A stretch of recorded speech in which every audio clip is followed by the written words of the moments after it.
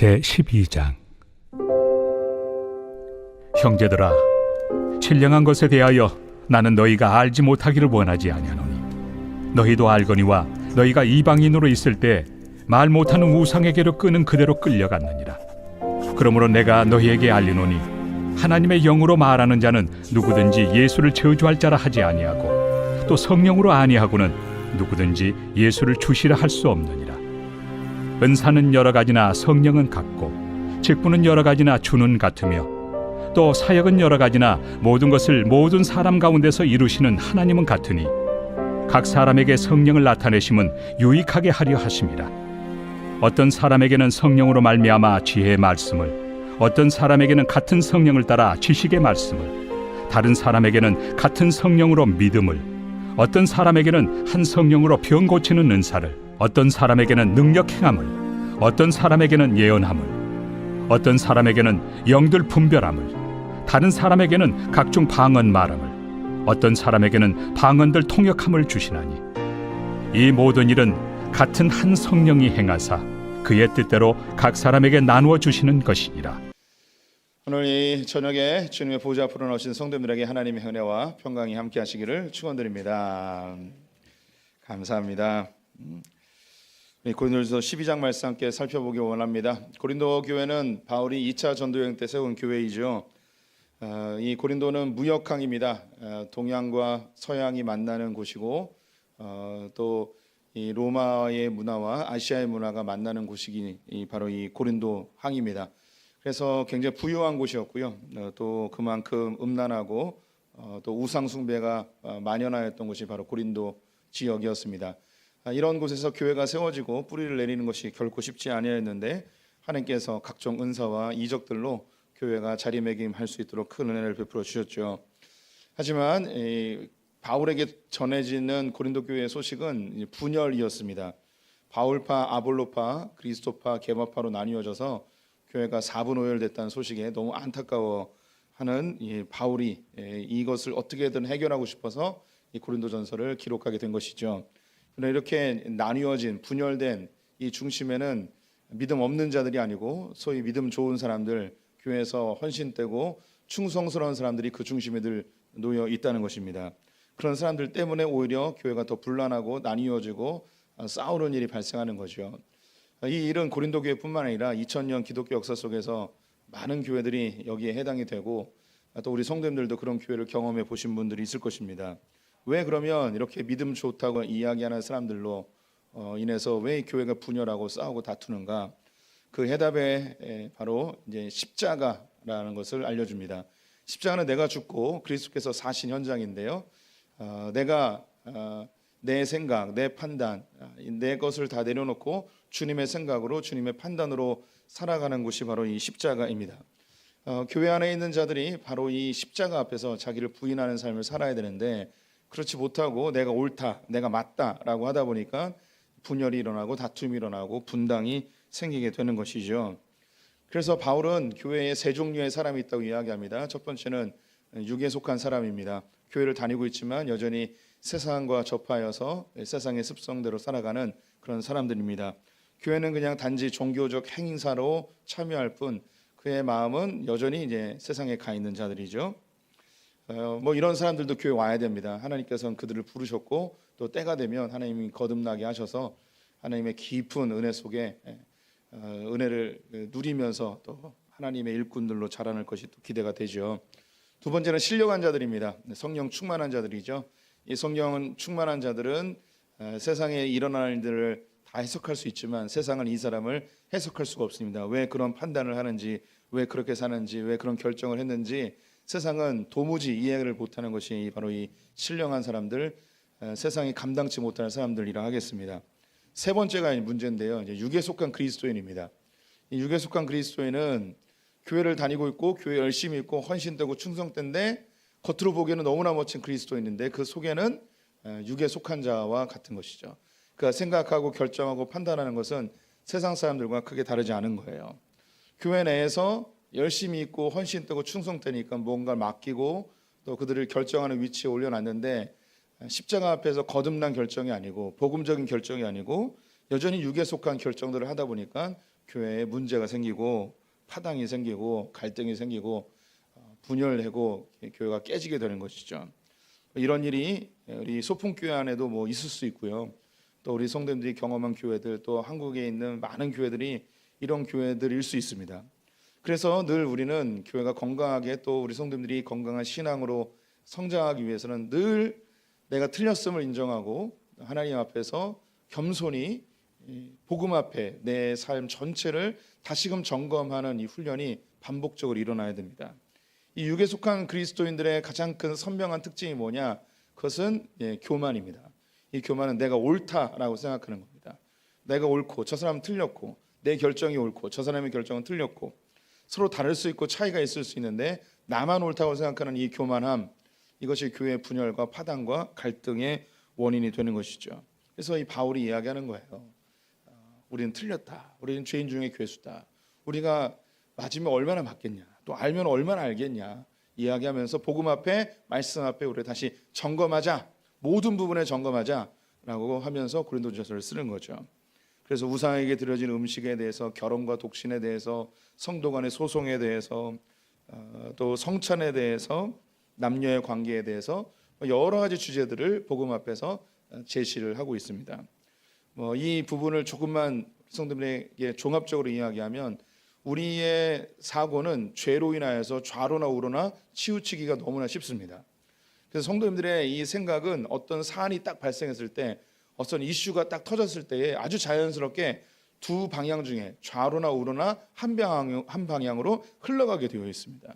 그런데 성경은 좌로나 우로나 치우치지 말도록 하고 있죠. 좌로나 우로나 치우치지 않는 게 중간 어디쯤 균형 잡힌 삶이라 이야기할 수도 있겠지만요, 복음은 완전히 새로운 것을 우리에게 제시해 주십니다.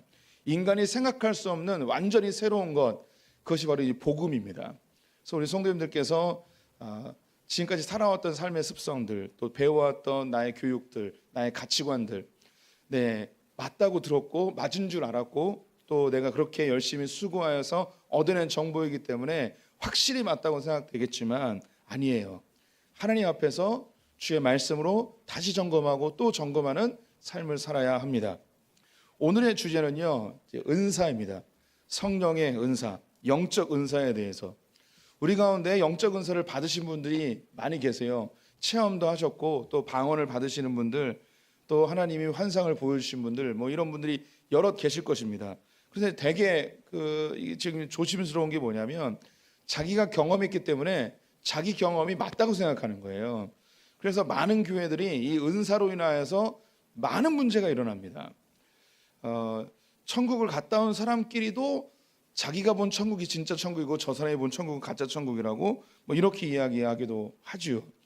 자기가 경험했기 때문에, 실제로 생생하게 경험했기 때문에 자신이 경험한 것이 옳다라고 생각하는 거죠. 그래서 다른 사람의 경험, 다른 사람의 은사는 무시하고 비난하고 낮게 평가하는 일들이 고린도 교회뿐만 아니라 많은 교회들이 그런 일이 발생하고, 우리 성도들이 소위 좀 은사를 경험하고 좀 은사가 나에게 좀 나타나면 놀랍게도 우리는 한순간에 교만해집니다. 내가 뭔가 하나님께 큰 은혜를 받았고 주님이 나를 특별히 사랑하시고, 또 내가 다른 사람들보다 약간은 좀 우월하다는 생각, 영적으로 우월하다는 생각에 이 교만함이 확 밀려오는 게 바로 이 은사입니다. 이 고린도 교회의 가장 큰 문제점이 바로 이 은사였습니다. 앞에 이제 우상에게 드려진 음식이 한 3장 정도에 걸쳐서 이야기가 되고 있었는데요. 바로 이 은사도 12장부터 14장까지 은사가 쭉 이어집니다. 고린도 교회의 가장 큰 2가지 이슈를 꼽는다면 바로 이 우상에게 드려진 음식과 바로 은사의 문제라 할 수 있겠죠. 이 은사에 대해서 오늘부터 이제 14장까지 계속 좀 보시게 될 텐데, 오늘은 가장 은사에 대한 기본적인 사항들, 오늘 이야기 잘 들으시면 은사를 잘 분별하실 수 있는 그런 지혜가 있으리라고 생각이 듭니다. 기대가 되시죠? 예, 할렐루야. 예, 오늘 어려워요. 네. 웃지도 않고, 다 화났나 봐요. 비 맞고 오셨나? 아니다. 오늘 더워서 땀나서 좀 지치신 것 뿐이죠. 다 은혜로 오시죠? 예. 우리 옆 사람하고 반갑게 좀 웃으면서 인상 좀 피세요, 제발. 무서워요. 예. 우리 인상 좀 피면서 인사해 보겠습니다. 인사해 보겠습니다. 니똥 굴당. 예, 반갑습니다. 다시 한번 인사하면서 은혜 받읍시다. 영적 은사는 매우 민감한 주제예요. 그리고 이미 언급한 것처럼 자기가 개인적으로 체험했기 때문에 그 누가 얘기해도 자기가 경험한 거기 때문에 맞다는 거예요. 그것을 지적하는 사람이 틀렸다는 거죠. 심지어 성경에서 이야기해도 성경을 안 믿어요. 내가 경험한 걸 더 믿어요. 은사가 그만큼 강력합니다. 그래서 이 은사를 분별하고 은사를 바르게 하지 않으면 우리 성도님들이 엄한 대로 흘러갈 수도 있고 열심히 평생 예수 믿었는데 헛믿을 수도 있습니다. 은사를 제대로 정리해야 될 중요한 세 가지의 이유가 있는데요. 첫 번째는 이 은사주의는 신비주의로 갈 수 있는 가능성이 매우 높습니다. 신비주의로 간다는 것은 사회인들이 바라볼 때 정상적으로 보이지 않는 종교로, 그리고 은사에 치우쳐서 신앙생활하는 사람을 볼 때 세상 사람들이 정상으로 보지 않는 거예요. 그럼 정상으로 보지 않는다는 게 뭐냐면 복음을 전하는 데 큰 걸림돌이 될 수 있다는 거예요. 아, 저기 가면 저렇게 미치는구나, 저기 가면 저렇게 가족도 안 돌보고 일상생활도 다 망가지고 저렇게 광신도가 되는구나 라고 겁을 먹어버리죠. 그래서 이 은사주의, 신비주의는 세상 사람들에게 거부감을 줄 수 있는 걸림돌의 역할을 할 수 있습니다. 그 은사를 같이 체험해서 동질감을 느끼면 빨리 성령을 체험해서 신앙의 확신을 얻을 수 있겠지만 보편적으로 이 은사주의는 사람들에게 큰 걸림돌이 될 가능성이 매우 높습니다. 두 번째, 이 은사주의는 첫 번째는 신비주의로 흐른다고 그랬죠. 그래서 이건 사회적으로 거부감을 준다고 했고, 두 번째 이 은사를 추구하는 잘못된 은사주의는 물질주의로 흘러가게 되어 있습니다. 이 부분을 꼭 기억해 두셔야 돼요. 은사주의는 반드시 물질주의로 흘러가게 되어 있습니다. 왜 그러한가? 은사라는 게 눈에 보이는 거거든요. 이 눈에 보이고 증거가 나타나는 것이라서 이것은 자연스럽게 이 세상에 물질로 흘러가게 되어 있습니다. 제가 우리 성도님들에게 몇 번 질문한 적이 있는데 처음 듣는 분들은 한번 맞춰보세요. 우리 성도님들 누가 더 믿음이 좋은 사람인지 한번 맞춰보시기 바랍니다. 방언을 하는 사람과 방언을 하지 못하는 사람 중에 누가 더 믿음 좋은 사람일까요? 네, 떠오르는 대로 생각하시면 돼요. 예, 방언을 하는 사람이 더 믿음이 좋아 보이죠. 그러면 왜 믿음이 더 좋아 보일까요? 방언을 하니까. 예, 방언을 하는 게 눈에 보이고 들리니까. 그러니까 뭔가 증거가 있으니까 이 사람이 더 믿음이 있어 보이는 거예요. 다음 질문. 방언을 하나 하는 사람과 방언을 2개 하는 사람 중에 누가 더 믿음이 좋을까요? 예, 2개 하는 사람이 더 좋겠죠. 왜냐하면 하나보다 2개가 많으니까. 다음 질문하겠습니다. 방언을 2개 하는 사람과 3개 하는 사람 누가 더 믿음이 좋을까요? 예, 3개 하는 사람이 더 좋겠죠. 왜 그러한가? 이 은사주의는 눈으로 보이는 증거가 있어야만 되기 때문이에요. 그래서 더 많은 것, 더 강한 것, 더 강력한 것, 그것을 추구하게 되어 있어요. 그래서 자연스럽게 물질주의로 흘러갑니다. 수로 셀 수 있고 측정 가능한 어떤 것으로 흘러가게 되어 있는 거죠. 은사주의에 취하게 되면 또 다른 질문하겠습니다. 지하 단칸방에 사는 사람과 송도의 50평대 아파트 사는 사람들 중에 누가 더 믿음이 좋은 걸까요? 예, 말하기 어렵죠. 예. 우리는 그런 시대를 살았었어요. 80년대, 90년대. 은사를 추구하면서 이렇게 하나님께 은혜를 많이 받으며 하나님께 복도 주신다고 생각하면서 그렇게 신앙생활을 했습니다. 하나님이 내게 복을 주시면 이 복이 당연히 물질로 나타날 것이라고 생각을 했죠. 또 문제 드릴게요. 같은 병에 걸렸어요. 암으로 예를 들겠습니다. 한 사람은 열심히 기도해서 나았어요. 한 사람은 안 나았어요. 그러면 누가 더 믿음 좋은 사람일까요? 너무 쉬운 질문을 계속하고 있죠. 병 나은 사람이 믿음 좋은 사람으로 평가되겠죠. 그런데 이걸 우리가 어떻게 평가하겠어요? 누가 진짜 믿음이 있는지. 이 사람은 의사 잘 만나서 나은 거고 이 사람은 의사를 안 만나서 난 못 나은 걸 수도 있겠죠. 아니면 이 사람은 의사가 오진한 걸 수도 있고 이 사람은 진짜 암이었을 수도 있고 알 수가 없는 거예요. 그 믿음을 하나님만이 평가할 수 있죠. 그런데 은사주의에 빠지게 되면 병이 나은 사람은 믿음 좋은 사람이고 병이 안 나은 사람은 믿음 없는 사람이에요. 그래서 이 믿음 있고 없고를 자꾸 물질로, 그리고 하나님께 복을 받은 것을 물질로 자꾸 측정하고자 하는 그런 시험에 자꾸 빠져요. 교회도 마찬가지예요. 성도 한 10여 명 모이는 교회와 성도 1000명 이상 모이는 교회 중에 어느 교회가 더 주님이 기뻐하시는 교회일까요? 은사주의에 빠지면 당연히 큰 교회가 하나님께 복 받는 교회예요. 작은 교회는 능력 없는 교회가 되는 거죠. 이렇게 물질로 무엇인가 측정하고 평가하는 이 물질주의로 은사주의는 너무나 쉽게 빠져들게 되어 있다는 것입니다. 또 잘못된 은사에 대한 관념을 갖게 되면 은사 폐기주의로 흐르기도 합니다.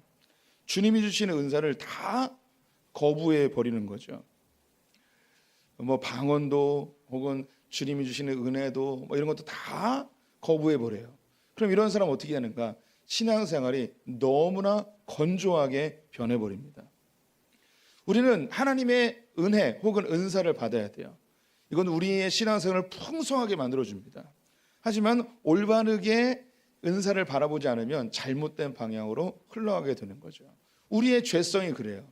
은사를 계속 추구하는 은사주의, 신비주의, 물질주의로 흐르거나 아니면 그 반대편인 은사 폐기주의자로 흘러가게 되어 있습니다. 주님은 우리에게 복음을 통하여서 은사가 어떤 것인지 완전히 새로운 시각을 우리에게 제시해 주고자 합니다. 그렇다면 여기서 보셔야 되는 게 왜 사람들이 이렇게 은사를 신비주의나 물질주의로 흘러갈 수밖에 없는가? 반대편으로 왜 은사를 폐기하려 하는가? 은사가 없다고 이야기하는가? 이것이 이 세상 속에서 우리가 살고 있기 때문에 죄된 속성에서 나타나는 거예요. 이 세상에 많은 종교들이 있는데 이 종교들이 이런 영적인 현상들이 일어납니다. 그 영적인 현상들을 가지고 기독교의 영적 현상도 해석해 버리는 거예요. 우리 성도님들은 나이가 많으신 분들은 그런 무속 신앙들이나 혹은 한국의 전통적인 그런 신앙의 형태들 혹은 신학적으로 검증되지 않은 목사님들이나 신앙의 선배들이 이야기한 것 그것이 마치 성경인 양 듣고서 그렇게 죄된 해석으로 은사를 바라봤기 때문이죠. 또 성경을 부정하거나 영적인 은사를 부정하고 이 종교를 마음의 양식을 얻는 정도로 혹은 철학적 개념이나 혹은 합리적인 사고로 성경을 바라보는 사람들은 이 은사가 완전히 사라졌다고 이야기하는 그 인간이 추구하는 그 마음에서 이렇게 바라보는 거죠. 이 양쪽 다 주님이 원하시는 방향이 아니에요. 이 은사에 대해서도 하나님이 뭐라 이야기하시는지 성경이 복음이 어떻게 이야기하는지 정확하게 우리가 기준을 가지고 바라봐야겠죠. 그래서 오늘 본문에서 첫 번째 뭘 이야기하는가? 이런 영적 은사는요 다른 종교에서도 있습니다. 영적 은사는 기독교에만 있는 게 아니에요. 1절과 2절을 같이 읽어보도록 하겠습니다. 형제들아 신령한 것에 대하여 나는 너희가 알지 못하기를 원하지 아니하노니 너희도 알거니와 너희가 이방인으로 있을 때에 말 못하는 우상에게로 끄는 그대로 끌려갔느니라. 네, 형제들아 신령한 것에 대해서 신령한 것이 영적 은사입니다. 이 개역 개정판은 신령한 것이라고 번역을 했는데요. 원래 단어는 영적 은사예요. 은사는 선물이라는 뜻입니다. 영어로 기프트예요. 하나님이 우리에게 선물로 주시는 거예요. 이 영적 은사에 대해서 너에게 제대로 좀 알려주고 싶다라는 거죠. 그런데 너희가 예전에는 어떤 사람들이었냐? 너희가 예전에는 이방인으로 있을 때에는 말 못하는 우상에게로 끄는 대로 끌려갔다 이야기합니다. 이 이방 종교에서 이야기하는 대로 그냥 끌려다녔다는 거예요. 그들이 이렇게 이야기하면 그렇게 믿었고 저렇게 말하면 저렇게 믿고 하는 거죠. 우리 성도님들도 교회를 나오기 전에는 이방 우상들이 우리에게 알려주는 대로 이방 종교들이 얘기해 주는 대로 그대로 이제 믿고 살았어요. 그래서 우리 성도님이 대부분 알고 있는 게 사람이 죽으면 귀신이 된다는 생각을 대부분 갖고 있죠. 교회를 다니고 있어도 이 생각에서 잘 벗어나질 못해요. 또 이 세상 종교, 무속 종교에서는 귀신이 우리를 괴롭히고 우리의 고난이, 우리의 질병이, 우리의 사고가 이 귀신들의 장난질이나 귀신에게 잘못 보여서 당하는 해코지로 보았습니다. 그래서 이런 신앙이나 이런 생각들이 교회 안에 들어와도 교회를 다니는데도 귀신 날 공격하면 어떡하지? 귀신 들리면 어떡하지? 귀신이 내 삶을 해방하면 어떡하지? 이런 생각을 가져요. 이게 우상이 끄는 대로 끌려다니는 인생, 이 세상의 신비적인 잘못된 관념들이 우리에게 아예 확 들여박혀서 그냥 그렇게 끌려다녔던 인생들이었다는 것입니다. 타 종교에서도 영적인 현상들이 일어나요. 그 영적 현상들을 우리가 간접적으로 혹은 직접적으로 경험하였기 때문에 교회에 들어와서도 그대로 해석하고 그대로 판단해버리는 경향들이 있습니다. 우리 성도님들이 이제 방언을 하신 분들도 우리 가운데 많이 계시는데, 저도 이제 방언에 대해서 잘 몰랐다고 해야 될까요? 타 종교를 잘 이해하지 못했다고 하는 게 더 나을 것 같네요. 제가 신학교 2학년 때 아버지가 사주신 차를 가지고 주말마다 집에 왔다 갔다 했습니다. 학교가 양재에 있었고 집은 평택이었는데, 그래서 하루는 그 학교를 마치고 차를 몰고 집으로 가는 길이었어요. 한 1시간 정도 차를 타고 가야 돼요. 근데 길에서 어떤 아주머니 두 분이 이렇게 그 차를 잡으시는 거예요. 그래서 아주머니 두 분이 왜 이렇게 차를 잡으실까 해서 차를 태워드렸습니다. 그러더니 이분들이 어디로 가자고 그러냐면 미린의 성지로 가자는 거예요. 우리 성도님들 혹시 들어보셨습니까? 미린의 성지? 안성에 있는 건데 모르는군요. 예, 우리 단체로 한번 가봐야겠네요. 예. 거기 아마 대천덕 신부님이 거기서 돌아가셨는가 뭐 그랬던 것 같아요. 그래서 거기에 그 천주교 그 성지로 그렇게 이제 수도원하고 성당하고 뭐 이런 걸 만들어 놨어요. 거길 간다는 거예요. 그래서 제가 그때 전도사니까는 왜 가시냐, 뭐 하시냐, 뭐 이렇게 물어봤더니 그날이 뭐 금요일이었는데 금요일날 집회가 있어서 간다는 거예요. 그래서 무슨 집회냐고 그랬더니 성령 집회라는 거예요. 저는 천주교에서도 성령 집회하는지 처음 알았어요. 그러면서 그 막 얘기해 주는데 그 자기네들끼리 막 얘기하는 거예요. 두 분이 앉아가지고 그냥 듣고만 있었죠. 그랬더니 이분들이 무슨 얘기했냐? 방언 이야기를 하는 거예요. 그래서 막 방언에 대해서 막 얘기를 하는 거죠. 저는 그때 깜짝 놀랐어요. 천주교인들도 방언한다는 걸 알게 됐죠. 그래서 궁금해가지고 막 물어봤어요. 아니, 방언을 하시냐고. 자기네도 방언한다고. 그러면서 이 미린의 성지에서 이제 은사 집회를 성령 집회를 하는데 막 은사가 막 일어나고 막 병고침이 있고 귀신이 떠나가고 막 이런 일들이 있다는 거예요. 야, 천주교에서도 이런 일이 있구나라는 걸 알게 됐죠. 이제 그 다음에 이제 천주교에 대해서 좀 더 알아보게 되었는데, 천주교는 아주 스펙트럼이 넓어요. 예, 아예 미신 같은 그런 천주교도 있고요. 완전히 우리 기독교하고 거의 똑같은 복음적인 그런 천주교도 있어요. 그래서 천주교를 무조건 이단이라고 하는 건 조금 위험해요. 천주교 이단적 요소들도 있지만 천주교 안에서 여전히 이제 종교 개혁을 일으키고 싶어하는 그런 복음적인 사람들이 있어요. 여전히. 그래서 그 바티칸 회의를 하게 되면 이 복음적인 사람들은 그 마리아 우상 숭배도 없애야 되고 뭐 그 신부님들도 결혼해야 되고 막 이런 것을 계속 이렇게 청원하는 그런 무리들이 있어요. 우리 성도님들 중에 뭐 좋아하시고 한국에도 유명한 신부님인데 헨리 나우엔이라고 있어요. 들어보신 분들 있을 거예요. 저도 좋아하는 분인데 이분은 바로 이 복음적인 진영에 있는 천주교 신부님 중에 한 분이에요. 그래서 굉장히 이게 스펙트럼이 넓다는 걸 알게 됐죠. 그 중에 천주교인들도 은사를 추구하는 그런 집단이 있다는 것을 알게 되었습니다. 그리고 그 다음에 제가 이제 인도에 가게 됐죠. 인도에서는 다양한 종교인들을 만나게 되었습니다. 힌두교 사람들, 뭐 이슬람 사람들, 시크교도 뭐 다양한 사람들을 이렇게 만나면서 영적인 뭐 이런 현상들에 대해서도 알게 되고 그들 안에서 있는 집회의 모습들도 보고 뭐 이렇게 다양한 체험들을 하게 되었습니다. 근데 거기서도 제가 좀 깜짝 놀랐던 게 뭐냐면, 우리 성도님들 힌두교 사람들도 방언을 할 줄 안다는 거 아십니까? 이슬람 사람들도 방언을 할 줄 알고요. 무당들도 방언을 할 줄 알아요. 스님들도 방언을 할 줄 알아요. 그럼 뭘까요? 우리가 하고 있는 방언과 그들이 하고 있는 방언이 무슨 차이가 있을까요? 힌두교 사람들이 이슬람 사람들이 집회를 하는데 막 이렇게 덜덜덜덜 떨면서 우리 막 이제 성령 받으면 이렇게 덜덜 떠는 거 있잖아요. 그거 같은 현상을 하고 무아지경 속에 막 춤추는 거 있잖아요. 이렇게 우리 교회에서도 신령한 춤이나 하면서 막 이렇게 그 은혜 받으며 앞에 나와가지고 막 이렇게 돌아다니시는 분들 계세요. 뭐 이런 것과 똑같은 일들을 힌두교 사원이나 이슬람 사원에서 저는 봤어요. 무당들이 하는 방언을 뭐라고 하냐면 신령어라고 해요. 그 정체불명의 언어가 무당들이 굿하면서 이걸 해요. 네. 그리고 이슬람 사람들은요, 지크리라는 그런 집회가 있대요. 이 지크리 집회는 우리로 이야기하면 이런 그 성령 집회와 같은 그런 영성 수행하는 그런 시간이에요. 이때는요, 반복적인 알라의 이름이나 코란의 한 구절들을 반복적으로 외우면서 그렇게 수행을 하는 거예요. 그 대표적인 것 중에 한 가지가 뭐냐면 알라우 아크바르라는 단어예요. 알라우 아크바르, 알라우 아크바르. 이걸 계속 반복적으로 이야기하는 거예요. 알라우 아크바르는 알라는 위대하시다라는 거죠.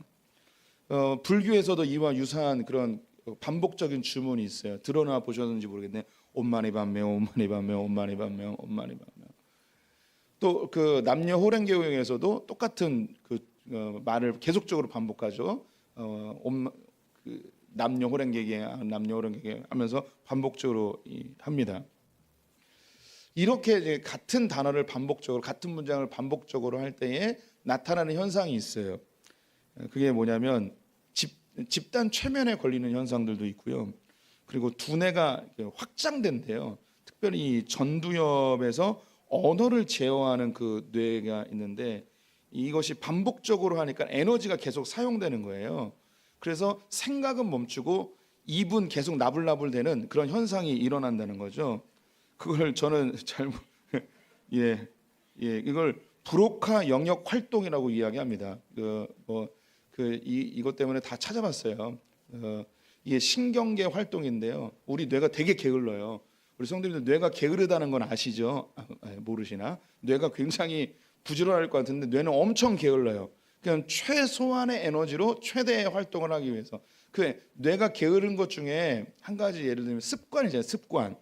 일어나면 반복적으로 생각 없이 막 하는 습관들이 있잖아요. 이 습관이 왜 생기냐면 우리가 매일매일 똑같은 일을 하는데 뇌가 여기 에너지를 계속 쓰고 싶지 않은 거예요. 그래서 우리가 일어나면 뇌가 사용하지 않아도 몸이 자동으로 움직이는 걸 습관이라고 그러는 거죠. 그래서 뇌가 게으르기 때문에 그렇게 되는 거예요. 그리고 이런 거 재밌어 하시네 오히려. 성경 얘기보다 나이가 들면 고집이 세진다고 그러잖아요. 왜 고집이 세지냐면요. 나이가 들면 머리를 안 써요. 그래서 한번 머리에 입력되면 다른 생각을 안 해요. 그냥 굳어버리는 거예요. 그래서 나이가 들면 고집이 세고 했던 얘기 또 하고 그게 머리가 게을러져서 그러는 거예요. 그래서 머리를 게으르게 하지 않기 위해서는 고스톱을 쳐야 돼요. 계속. 아니면 텔레비전을 보면서 말을 해야 돼요. 텔레비전하고. 그래야지 머리가 그래도 좀 자극을 받죠. 똑같은 말과 똑같은 문장을 계속 반복하면 이 뇌가 얘가 약간 빠가가 돼버려요.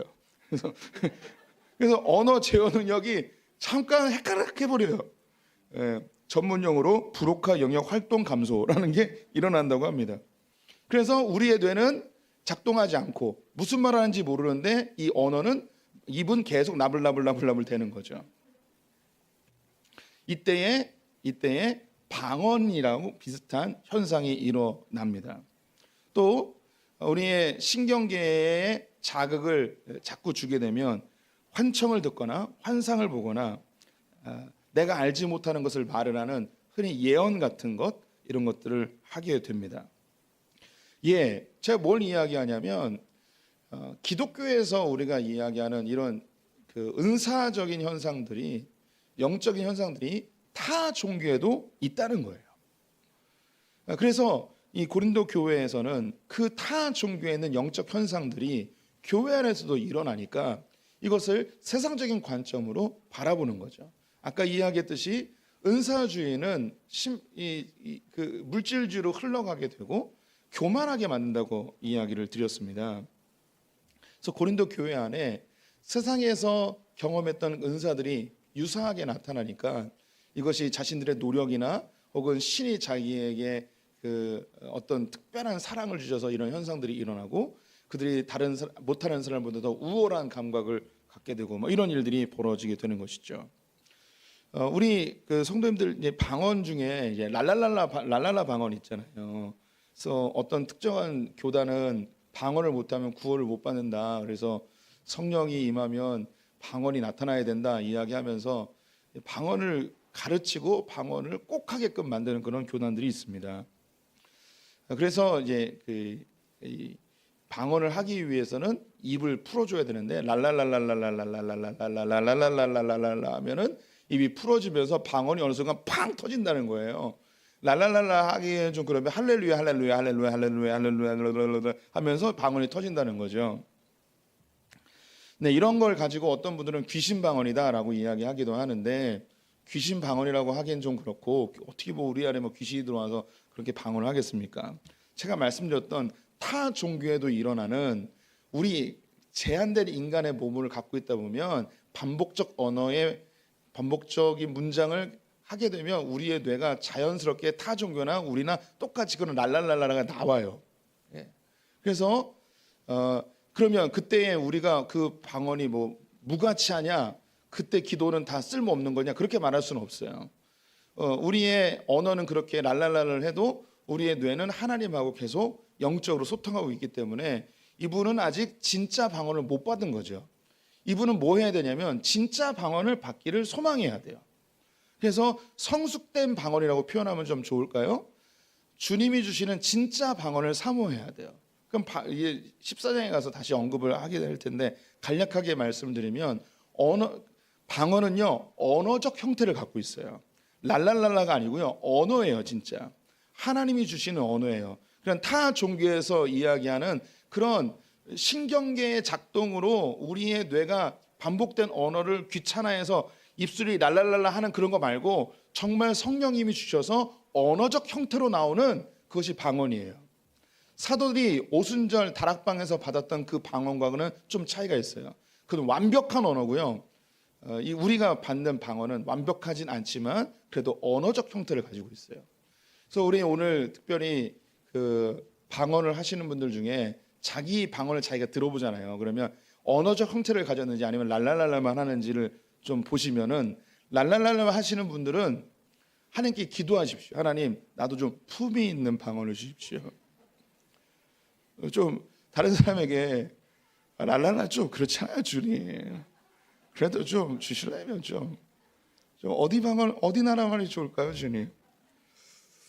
그래도 좀 우아하게 블란서 말로 주시면 어떨까요? 이렇게 좀 그 방언을 받아도 언어적 방언이 이제 저 아프리카 토인들의 언어 이런 것도 좀 약간 부담스러울 것 같긴 해요.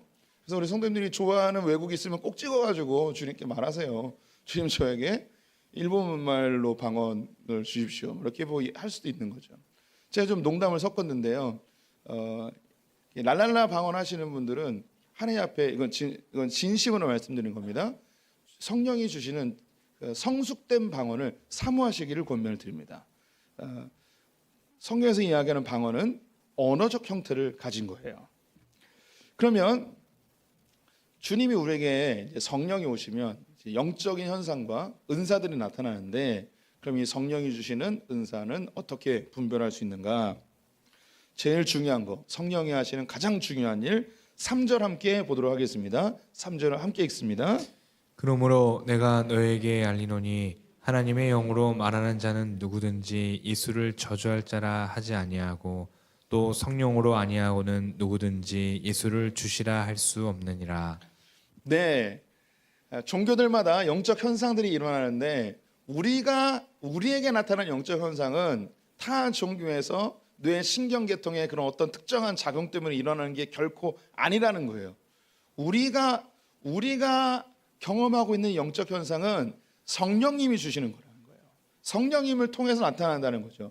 그러면 성령님이 하시는 일이 가장 중요한 것, 우리에게 영적 은사를 나타내는 게 정말 중요한 게 아니고 성령님이 하시는 가장 중요한 사역이 뭐냐면 우리의 입술로 예수 그리스도를 주라 고백하게 하는 거예요. 2000년 전에 죽으셨던 그 예수 그리스도가 나를 위해 죽으셨고 내가 그분의 십자가의 은혜로 하나님의 자녀가 되었으니 내가 당신을 나의 주인으로 나의 주님으로 모시겠습니다. 당신은 하나님의 아들이십니다. 당신 나의 죄를 위해 십자가에 달려 죽으셨습니다. 이 고백을 할 수 있게 해주는 분이 누구냐면 바로 성령님이라는 거예요. 그러면 우리 성도님들이 방언을 하던 안 하던 관계없이 성도님들이 예수 그리스도를 나의 주님, 예수님 나의 하나님의 아들이십니다 라고 고백한다면 내 안에 성령님이 계시는 줄 믿으시기를 축원드립니다. 방언을 하면 천국 가고 방언 못하면 지옥 가고 이런 개념의 그런 교단들의 이야기를 우리 성도님들은 던져버리셔야 돼요. 성경 어디에 방언하면 천국 가고 방언 못하면 지옥 가고 그런 얘기가 어디 있습니까? 없잖아요. 그런데 놀랍게도 우리는 그런 이야기가 머릿속에 쏙 박혀가지고 그것이 진리인 양 생각하는 분들이 있죠. 성경 그 어디에도 방언을 하면 천국 가고 방언 못하면 지옥 가고 이런 게 없습니다. 성경은 명확하게 이야기하고 있어요. 성령님께서 하시는 가장 중요한 사역은 뭐냐? 예수 그리스도를 주라고 고백하게 하는 거예요. 그분이 나를 위해 죽으셨고 그분 때문에 내가 하나님의 자녀가 되었음을 믿게 해주시는 그것, 성령님이 하시는 거예요. 사람을 길 가다가 붙잡고 예수님이 하나님의 아들이시면 믿으십니까? 라고 하면은 그 사람들이 우리에게 귀싸대기 날릴 수도 있죠. 재수 없다고. 아멘이라고 고백할 수 없어요. 하지만 우리 교회 유초등부나 유치부 아이들 붙들고 너는 예수님이 하나님의 아들인 걸 믿니? 라고 하면 유치원에 유치부 아이들이 아멘 해요. 어떻게 그럴까요? 쇠뇌당해서요? 아니에요. 네. 그들 안에 성령님이 계시기 때문에 아멘 할 수 있는 거예요. 우리 이제 작년 성도님들 우리 교회에 한 400명, 500명 이렇게 모이는데 우리 가운데도 교회를 몇십 년 다녔지만 예수님을 나의 구주로 고백 못하는 분들 계세요. 아무리 오늘 교회를 오래 다니고 성경을 박식하고 성경 다 알고 찬송도 다 알아요. 하지만 예수님을 주님으로 고백하십니까? 라고 할 때 아멘을 못 하시는 분이 있어요. 우리 교회도 있어요. 왜 못할까요? 성경을 그렇게 잘 알고 교회를 오랫동안 다녔는데 왜 그걸 고백을 못할까요? 성령님이 안 계시면요 때려 죽여도 못해요. 우리 안에 성령님이 그 일을 하시는 것이죠. 성령님이 하시는 가장 중요한 일, 예수를 주로 고백하게 하는 것입니다. 그 성령님이 우리 안에 계시면서 우리 안에 영적인 은사들, 영적 현상들을 일으켜내십니다. 두 번째로 기억하셔야 될 게 은사는 하나님의 선물입니다. 은사는 영어로 기프트라고 이야기했죠. 오늘 성경 말씀 4절 함께 읽어보도록 하겠습니다. 시작. 은사는 여러 가지나 성령은 같고. 은사는 다양하게 나타날 수 있습니다. 하지만 이 모든 은사는 어디로부터 오는가? 성령님으로부터 오는 것입니다. 성도들 여기 계신 각각의 다 다양한 은사가 있으세요. 그 은사는 다양할 수 있지만 그걸 주시는 분은 성령 하나님이십니다. 이 은사는 높고 낮음이 없습니다. 이 은사를 통해서 하나님께서는 하나님의 일을 하고 싶어 하시는 거죠. 5절에 보면 직분은 여러 가지고 6절에도 사역도 여러 가지다라고 이야기하는 겁니다. 이거 다 하나님이 주시는 거예요. 우리 성도님들이 권사, 집사, 장로의 직분이 있잖아요. 우리 성도님들이 노력하고 애써서 따낸 겁니까? 하나님이 주신 것입니까? 하나님 주신 거죠. 직분을 주신 것 알듯이 우리 성도님들이 하시는 사역들이 있어요. 내가 그 사역을 하고 싶어서 한 겁니까? 주님이 내 안에 그 사역의 마음을 주셔서 하는 겁니까? 그거 주셔서 하는 거예요. 저 목사하기 싫어요. 주님이 주시니까 하는 거예요. 왜? 목사 아니어도 저는 요즘 하고 싶은 게 있습니다. 쿠팡 물류센터에서 일해보고 싶습니다. 제가 요즘 복음대화 하시는 분이 쿠팡 물류센터에서 일을 하시는데 부럽더라고요. 3일이라고 이틀 쉬고 3일이라고 이틀 쉬고 너무 부러운 거예요. 그래서 그분이 얘기하면서 자리 많다고 오라고 이야기하시더라고요. 그리고 어제 괴산에 야유회 갔다 왔는데 제가 택시 운전하시는 분하고 좀 이 대화를 많이 했습니다. 그래서 요즘 택시 번호판이 1억 2천쯤 한대요. 그래서 은퇴한 이후에 무슨 사업을 한다고 몇 억씩 까먹기보다는 그냥 택시를 하나 사래요. 그럼 이 택시 번호판은 나중에도 좀 떨어지고 그래도 그건 다시 원금을 회수할 수 있다는 거예요. 그리고 자기 일하고 싶을 때 일하고 그리고 택시는 자가용으로 쓰면 되고 운전해서 손님 태우면 기름값 없고 소일거리도 되고 너무 좋은 은퇴의 그 은퇴 이후의 직업이라는 거죠. 그래서 제가 또 소망이 생겼습니다. 예. 그래서 그분하고 대화하면서 집사님 은퇴하실 때 그거 저한테 파시라고. 예. 제가 퇴직금 받아서 택시 하나 살까 생각합니다. 쓸데없는 얘기를 했는데요. 저는 목사가 좋습니다. 예. 이런 우리 성도님의 직분, 우리의 사역, 내가 하는 게 아니고 주님이 주셔서 하는 거죠. 이거랑 똑같이 은사도 주님이 주시는 거예요. 내가 기도 많이 한다고 얻는 거나 내가 하나님께 매달렸다고 얻는 거나 이런 게 아니라는 거예요. 한국에 있는 많은 성도님이 착각하는 게 소나무 뿌리를 붙들고 이걸 뽑으면 주님 뭔가 주신다는 생각을 가져요. 그래서 이건 꼭 기억하셔야 되는데 은사가 내 거라는 생각을 하시는 분들이 많아요. 내 은사라고 생각하시는 분들이 많아요. 성령님이 주셨는데 내가 노력하고 애쓰고 기도하고 금식하고 주님께 매달려서 얻었다고 해서 내 거라는 생각, 마치 은사를 내 훈장처럼 생각하는 분들이 많이 있습니다. 제가 처음으로 방언을 했을 때가 고등학교 1학년 겨울 수련회였어요. 저도 뭐 그 당시에 그 한국의 그 영적 상태와 크게 다르지 않은 상태였습니다. 그래서 중학교 3학년 때 저희 교회 누님들이나 선배님들을 보면 기도할 때 막 방언하시는 거예요. 그런데 막 부럽더라고요. 저는 뭐 기도도 못할 뿐더러 방언은 꿈도 못 꿨죠. 그런데 뭐 언니 오빠들, 누나 형들 누나 형들 막 기도하는 모습 보면 막 부럽고 나도 저렇게 기도 좀 잘해봤으면 좋겠다. 나도 저렇게 좀 방언 같은 거 해봤으면 좋겠다라는 생각에 고등학교 1학년 겨울 수련회 그때 목표는 뭐였냐면 하나님 내가 이번 수련회는 내가 방언을 받고 가겠습니다 하고 이제 방언 받기를 결단하고 첫날부터 기도를 빡시게 했습니다. 다 집회가 끝나면 학생들 다 숙소로 돌아갔어요. 근데 저는요 그곳에 남아가지고 더 기도한 거예요. 하나님 방언을 주십시오. 방언을. 첫째 날이 지났는데 방언이 안 왔습니다. 둘째 날이 지났는데 방언이 안 왔습니다. 옛날에는 수련회 같은 거 3박 4일 막 이렇게 했어요. 오랫동안 했죠. 근데 이 둘째 날 밤에도 안 오는 거예요. 집회가 다 끝났는데. 그래서 혼자 남아가지고 그 예배당에서 주님 방언 달라고요. 방언. 그런데 방언 안 주시는 거예요. 그래서 뭔가 좀 더 나의 결단을 보여줘야 될 것 같았어요. 그래서 어떻게 했냐면 공동묘지로 올라갔어요. 무덤으로 올라갔어요. 그 기도원 뒤에 무덤이 있더라고요. 눈이 많이 왔었어요 그때. 그래서 거기 가가지고 주님 이렇게 내가 이 공포심을 이기고 주님께 기도합니다. 방언을 주십시오. 방언을 하는데 겁나서 내려왔어요.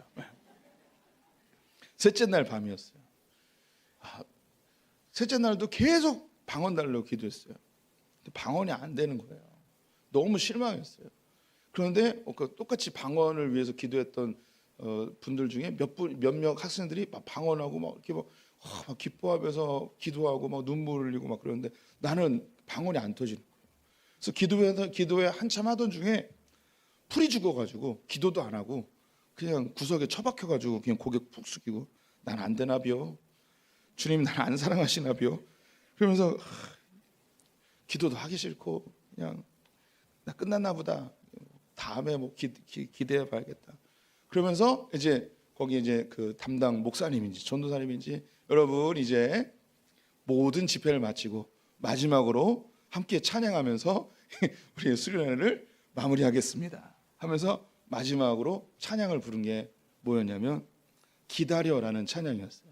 기다려 그때를 쑥스러워요. 주의 뜻 이루어지기 기다려 이 찬양을 이렇게 불렀어요.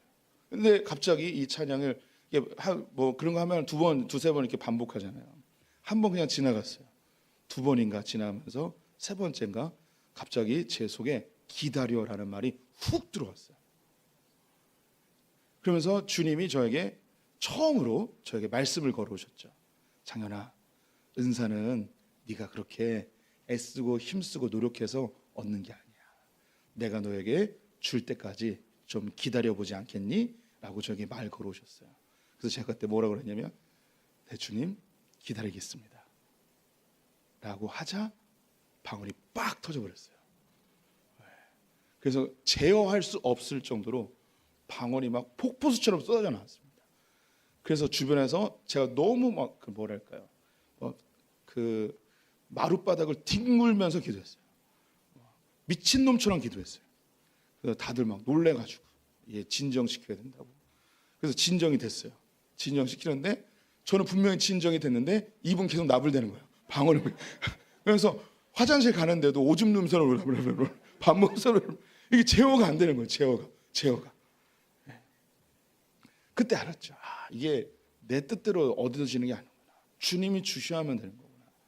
우리 성도님들이 주님께 은사를 받거나 주님께 어떤 특별한 체험을 하셨다면 내가 신앙이 좋거나 내가 애쓰고 노력해서 받은 게 아니고 내가 얻어낸 게 아니고 주님이 나를 긍휼히 여기셔서 선물로 주셨음을 믿으셔야 돼요. 그럼 그걸 왜 우리에게 선물로 주셨는가? 7절 말씀 같이 읽어보겠습니다. 각 사람에게 성령을 나타내심은 유익하게 하려 하심이라. 왜 이 은사를 주셨다고요? 유익하도록. 이 유익함은요, 나를 위한 유익과 공동체, 교회를 위한 유익이 있습니다. 뒤에 이제 14장을 볼 때 다시 언급되겠는데요. 하나님이 주신 은사 중에 나를 위하여 주신 은사는 딱 한 가지밖에 없습니다. 그게 바로 방언입니다. 이 방언은 나를 위해서 주신 하나님의 선물이에요. 그래서 우리 오늘 저녁에 특별히 방언을 사모하는 분들 주님께 간절히 소망해 봤으면 좋겠어요. 하나님이 나를 위해 선물로 주시는 방언, 나에게 특별하게 사랑하심의 증거로 주시는 그런 방언 한번 사모해 봤으면 좋겠어요. 그 외에 모든 은사는 나를 위한 게 아니고 공동체를 위한 겁니다. 우리 지체들을 위한 거예요. 그래서 이 은사를 가지고 개인의 유익을 위해 사용하면 성령님을 모독하는 일이 되는 거죠. 그래서 병고침의 은사를 가진 사람이 병고침 기도해주고 돈 받는 거, 이 사람들이 뭐 돈을 받는다고 하지 않죠. 감사원금 받는다고. 감사원금 아니에요. 그거 진짜 돈벌이 하는 거예요. 뭐 예언의 은사를 받았다는 분들이 예언해주고 마치 무당 굿하는 것처럼 점치는 것처럼 그래 감사원금 받고 뭐 이러면 안 되는 거죠. 저는 이제 뒤에 나오는데 그 가르침의 은사라고도 표현하고 뭐 지식의 말씀, 지혜의 말씀이라고 표현할 수 있는 설교의 은사가 있습니다. 하나님 주신 거죠. 성경을 이해하기 쉽도록 성도들의 가르치는 은사를 가진 거죠. 제가 만약에 이 설교를 하는 것으로 돈벌이를 하고 우리 성도님들에게 설교해주고 돈 받고 신방 가서 돈 받고 이러면 저는 성령을 모독하는 거죠. 뭐 다른 교회들은 그럴 수 있어요. 그런데 우리 교회의 교육자들은 신방 때 돈 받으면 잘려요. 돈 주지 마세요. 평상시에 주세요. 설교한 다음에 주시지 마시고 평상시에 주시면 돼요. 우리의 은사로 내 유익을 위해 사용한다면 성령을 모독하는 일입니다. 하나님이 은사를 주시는 것은 나의 개인적인 신앙의 유익이나 공동체의 유익을 위해서 주시는 것이지 이것으로 어떤 사리사욕을 채우기 위한 것으로 절대 주시지 않으셨다는 거죠. 그 뒤에 고린도 교회에게 나타난 은사들을 9가지를 설명해 주고 있습니다. 간략하게만 볼게요. 지혜의 말씀, 이것은 우리 성도님들 중에서 성령님이 지혜를 주셔서 그 사람에게 딱 맞는 하나님의 말씀을 해석해서 적절하게 적용시켜서 이해시켜주는 그런 은사를 가지신 분들이 계세요. 참 이런 분들은 참 제가 부러운 분들이에요. 하나님의 말씀으로 그 상황을 잘 해석하고 하나님의 관점으로 바라보게 하는 그런 지혜로운 분들이 있어요. 저는 우리 소풍의 성도들의 이 지혜의 말씀의 은사가 다 있었으면 좋겠습니다. 그 다음에 지식의 말씀이에요. 이 지식의 말씀은요, 성경에 있는 내용을 정확하게 정보를 전달해주는 이런 은사라고 할 수 있겠습니다. 제가 여기 있는 은사들 중에 이 지식의 은사가 저에게 있다고 조심스럽게 말씀을 드리고 싶어요. 그래서 성경에 있는 내용들을 잘 짜맞춰가지고 성도님들이 듣기 좋게 요리를 잘해서 전달해드리는 그런 저에게 주님이 주신 그 은사가 저는 있다고 분명히 생각을 합니다. 믿거나 말거나. 세 번째는 믿음의 은사예요. 이 믿음은요 구원받는 믿음이 아니고요 어떠한 상황, 특정한 상황이 있음에도 불구하고 흔들리지 않고 불안해하지 않고 주님이 나와 함께 하신다는 그런 굳건한 믿음이 있는 사람들이 있어요. 예, 이 믿음이 구원받는 믿음 아니고요 내 일상생활 속에 특별한 어떤 긴급한 상황 속에서도 주님이 주신 주님을 신뢰함으로 얻어지는 평안함을 누리는 그런 신비한 믿음의 사람들이 있어요. 이런 분들도 가끔씩 보면요 정말 놀라워요. 예. 큰 중병에 걸렸는데도 웃을 수 있는 분들, 뭐 사업이 다 망해가는데도 호호호호 하는 그런 분들이 있어요. 주님이 알아서 해주겠지, 뭐 주님이 다 알아 해주겠지. 이런 분들이 있어요. 또 이런 우리 믿음의 은사도 성도들이 다 가졌으면 좋겠습니다. 그다음에 병 고치는 은사, 이것은 어떤 그 특별한 은사가 있는 분들이 있을 수 있는데, 근데 저는 뭐 우리 성도들이 병 고치는 은사 하나씩은 다 가지고 있다고 생각이 들어요. 우리 성도들 특별히 자식을 위해서 기도하면 자식이 잘 낫잖아요. 배 문지르면서 엄마 손은 약손, 창현이 배는 똥배 하면서 기도하는 마음으로 하다 보면 낫잖아요. 또 우리 성도님들 자식들 아프고 그러면 기도하지 말라고 그래도 손잡고 기도해 주잖아요. 하나님께서 그렇게 병 고침의 은사를 또 그 조금이나마 허락해 주셨는 줄 믿습니다. 저도 이제 그 병 고치는 은사가 있어요. 뭐 전혀 믿는 눈빛은 아니시지만 우리 그 의사분들도 자기 전공 분야가 있잖아요. 어떤 분들은 치질을 잘하시는 분들, 어떤 분들은 뭐 이빨을 잘하시는 분들, 어떤 분들은 무좀을 잘 고치는 분들, 자기 전문 분야가 있잖아요. 저도 전문 분야가 있어요. 저는요 병 고침의 은사 중에 특별히 감기를 낫게 하는 그런 특별한 은사가 있어요. 제가 기도하면 감기 다 나아요. 제가 이렇게 기도해드리고 타이레놀 먹고 한 3일 있으면 다 낫더라고요. 정말 놀랍게 나아요. 그래서 예, 저는 감기 걸려도 저 병원에 잘 안 가요. 왜냐하면 제가 감기 고치는 은사가 있으니까 제가 기도하고 타이레놀 먹고 한 3일 있으면 나아요. 와, 이게 정말 놀랍지 않습니까? 예. 왜 비웃습니까? 그 다음에 10절에 보면 능력 행함인데요. 이건 기적을 일으키는 은사라고 되어 있어요. 이건 귀신을 쫓아내거나 어떤 삶의 문제를 해결시키는 그런 은사라고 할 수 있겠죠. 예언함인데요. 이 예언함은 14장 할 때 다시 한번 보겠지만요. 성경에서 예언함이 무슨 의미인지 그만 간략하게 볼게요. 14장 3절 한 장만 넘기시면 있어요. 14장 3절 제가 읽어드리겠습니다. 같이 읽어볼까요? 14장 3절 함께 읽습니다. 시작. 그러나 예언하는 자는 사람에게 말하여 덕을 세우며 권면하여 위로하는 것이요. 예, 성경은 예언에 대해서 아주 명확하게 이야기합니다. 예언은 미래를 점치는 게 아니에요. 예언은 하나님의 말씀으로 덕을 세우고 권면하고 위로하는 거예요. 쓰러져 있는 지체들을, 낭망해 있는 지체들을, 뒤처져 있는 지체들을 하나님의 말씀으로 위로하고 격려해서 믿음의 길을 계속 가게 할 때 이것을 예언이라 이야기하는 거예요. 그래서 우리 개혁주의에서는 예언의 은사를 뭐로 바꿔서 읽냐면 설교의 은사라고 아예 바꿔요. 그래서 예언은 미래를 점치는 게 아니에요. 성경에서 이야기하는 예언은 그런 게 아니에요. 예언은 말씀으로 성도들을 위로하고 덕을 세우고 격려해서 믿음의 길을 계속 가게 하는 것이 예언이기 때문에 설교의 한 방편이라 이야기할 수 있겠습니다. 영들 분별함, 이것은 이단을 분별해내는 그런 은사인데요. 초대교회 때는 굉장히 필요했어요. 왜냐하면 그때는 기록된 성경이 없었기 때문에 이단들이 횡행하던 초대교회에서 그 사람들이 이야기하는 것을 정확하게 간파하고 그것을 찾아낼 수 있는 은사가 필요했어요. 이단이요, 우리 성도님들 잘 구분하기 어려워요. 이단이 다를리 끝단이잖아요. 다 비슷한데 끝에서 조금 달라요. 이것을 영 분별의 은사가 있는 사람들이 딱 듣다가 이거 잘못됐다라고 하는 거죠.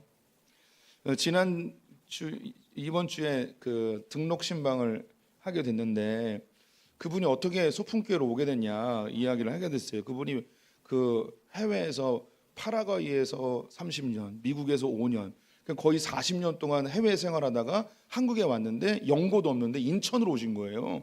그것도 소풍교회 등록했어요. 어떻게 오시게 됐냐라고 했더니 그 외국에 있을 때 한국에 있는 목사님들 설교를 좀 들었대요. 그 중에 제가 너무 싫어하는 저기 서창동에 있는 그 사랑 침례교회 그 정동수 씨를 이렇게 정모 씨를 이렇게 설교를 들었다는 거예요. 그러면서 왜 인천으로 왔냐면 그 교회를 가고 싶어서 왔다는 거예요. 그런데 그 미국에서도 이렇게 들으면서 이분이 뭔가 조금 이상한 것 같다라는 생각이 들었대요. 그래서 거기를 갔는데 거기 가서 그 좀 이상해도 그 뭐 좋은 얘기 많이 하니까 들어봐야겠다라고 생각을 했는데 계속 뭔가 깨림직했대요. 깨림직했대요. 근데 이제 해외에서 왔으니까 동사무소에 신고하고 어디에서 좀 살면 좋겠냐 했더니 아이플렉스 6층에 고시원이 있어요. 여기에 알려준 거예요. 그랬는데 거기까지 가기에는 차편도 어렵고 그러니까 건물에 보니까 교회가 있어서 이 교회 온 거죠. 그래서 우리 교회에 등록했어요. 예, 그 사랑침례교회 정모 씨가 우리 교회 전도한 거죠. 그러니까 다 이렇게 악한 자도 다 들어 쓰세요. 예, 예. 거기 나쁜 교회예요. 예, 이제 올해 아마 우리 교단에서 2단으로 만들 것 같아요. 근데 제가 뭘 얘기하려고 그러냐면 그분이 신학을 공부한 것도 아니에요. 그분이 성경에 뭐 박식한 것도 아니에요. 그런데 뭐 한 30년, 40년 동안 신앙생활을 하면서 이 안에 성령님이 뭔지 모르는 뭔가 이상한데, 뭔가 좀 느낌이 안 좋은데 이걸 느끼게 하는 거죠. 우리가 영 분별함의 은사가 다 없더라도 우리 안에 계신 성령님이 뭔가 영이 다르면 느낌으로 알아요. 이상한 느낌으로. 그래서 뭔가 이상한데 라고 하면 그냥 안 들으시면 되고 안 찾아가시면 돼요. 그래서 이것을 더 잘 분별할 수 있는 그런 영 분별의 은사가 있는 분들, 이런 분들은 그 이단 사역을 하거나 혹은 이단 개종 사역을 하거나 이런 일을 하시는 분들이죠. 방언의 은사, 이건 그 아까 이야기했듯이 방언은 정확한 언어적 형태를 갖고 있다는 걸 말씀드립니다. 통역의 은사, 저는 개인적으로 현대에 통역의 은사가 있다고 하는 분들은 저는 솔직하게 하나도 믿지 않습니다. 이 통역은 뭐냐면 나는 외국어를 배우지 않았는데 외국어를 들었는데 외국어가 이해되는 거예요. 통역은 진짜 언어를 통역하는 거예요. 방언은 뭐라고 그랬냐면 나는 외국어를 배우지 않았는데 외국어를 할 수 있는 게 방언이라고 그랬죠. 그런데 지금 이것은 우리의 개인적인 은사로 주신 것이기 때문에 개인적인 활용도가 있고 공개적으로 하면 안 되지만 이 통역의 은사의 경우는 나는 외국어를 배우지 않았는데 외국어를 들을 수 있는 뭐 이런 거가 통역의 은사예요. 그래서 랄랄랄랄라 하는 그 방언을 통역의 은사를 받았다는 분들이 막 얘기하고 이런 거는 제가 개인적으로는 믿지 않습니다. 그래서 우리 성도님들에게 뭐 그런 분들을 뭐 접하신 분들이 있을 수 있겠는데 제가 볼 때 그런 거 절대 가까이 하지 않으시는 게 여러 면으로 도움이 되리라고 생각이 듭니다. 마지막으로 이 은사를 주시는 요거 하나 빼먹었네. 여기 지금 몇 개가 나오냐면요. 한번 빨리 세 보실래요? 몇 개 나오냐면 9개 나와요. 9개. 성경에서는요. 9를 잘 사용하지 않아요. 뭔가 좀 부족하게 느껴지죠. 그러면 하나 더 해야지 10개를 채워야겠죠. 그러면 하나를 더 채워야 되는데 10번째는 뭘까요? 예, 맞습니다. 13장에 나오는 사랑입니다. 사랑으로 채워야 되는 거죠. 예, 사랑은 13장 할 때 할게요. 주님이 이 은사를 왜 주시는가? 11절 말씀 같이 읽겠습니다. 이 모든 일은 같은 한 성령이 행하사 그의 뜻대로 각 사람에게 나누어 주시는 것이니라. 이 은사는 하나님의 뜻대로 나누어 주시는 거예요. 내가 막 간절히 원하고 내가 간절히 사모한다고 막 주시는 건 아니에요. 하나님의 뜻대로 주시는 거죠. 나의 개인의 유익을 위해서는 방언을 주시고 또 공동체 유익을 위해서 각양 하나님의 다양한 은사를 주세요. 이 은사는 고린도전서에도 또 나오고 에베소서나 갈라디아서에 또 이 은사에 대해서 나와요. 우리 성도님들이 오늘 이 저녁에 하나님이 주시는 은사를 가지고 교회 공동체를 어떻게 섬길 것인가, 교회를 위한 기도를 했으면 좋겠어요. 또 무엇보다도 내 안에 계신 성령님이 예수를 주로 고백하게 하시는 것에서 감사했으면 좋겠고요. 그리고 개인적으로 주님 주신 그런 은사를 사모하신다면 방언을 하나님 달라고 기도해 보시고, 또 랄랄라 하시는 분들은 좀 고급진 성숙된 방언 은사도 한번 사모해 보시고, 그리고 오늘 이 저녁에는요 좀 자유롭게 방언을 하실 수 있는 분들은 방언으로 마음껏 기도도 좀 해봤으면 좋겠습니다. 오늘 이 시간에 우리 찬양 한 장 하면서 기도하겠습니다.